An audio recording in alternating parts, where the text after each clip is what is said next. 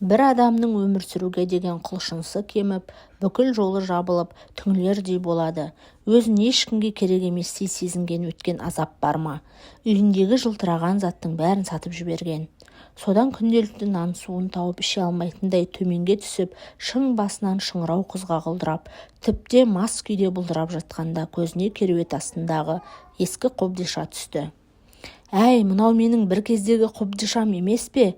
Осының ішінде не бар екен? Сатуға тұратын бір зат табылса жақсы», деп жорғалап барып, кереует астына қолын созып, шаң басып, мың қабат сүмелекпен баттасқан көне қобдишаны суырып алып, ішін ақтара бастады.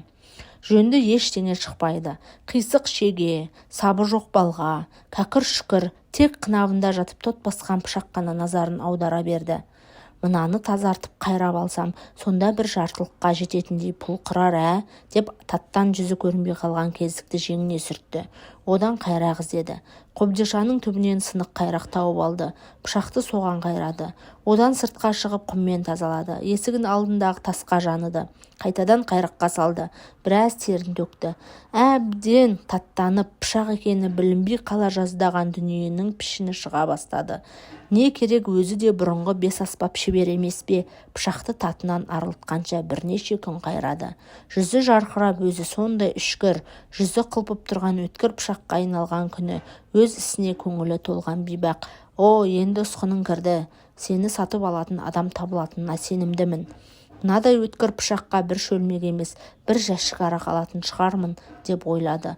Ол сөйтіп тұрғанда көршісі жетіп келді. «Көрші, сенің мал соятын өнерің бар еді ғой. Құрбан айт кезі бір үлкен сек әкелгенмін. Соятын қасапшы таппай отырмын. Көмектесіп жіберсейші». «Мә, қолыңда керемет кездік тұр ғой. Біздің үйде не көп пышақ көп, бірақ мынадай алмас емес», деп бұны қояр да қоймастан ауласына апарды. Аз уақыттың ішінде секті сойып, мүшелеп берді.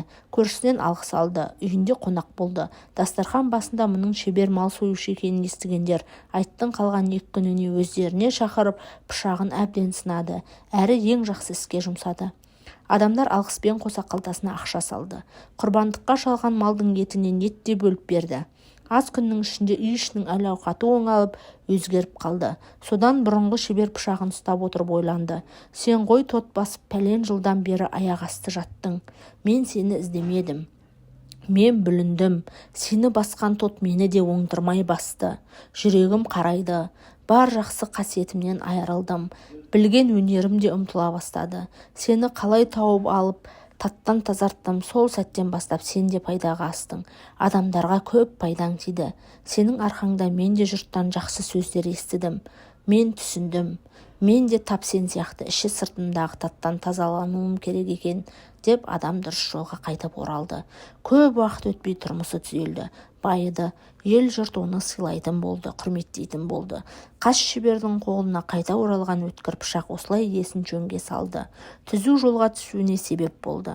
Иә, кейде түзу жолынан адасып жүрген адамға біздің бір жылы сөзіміз, алмастай жарқ ете қылғымыз керек болып тұрады. Жамандыққа жұмсалмайтын өткір пышақта, жылы құшақта бола білейік.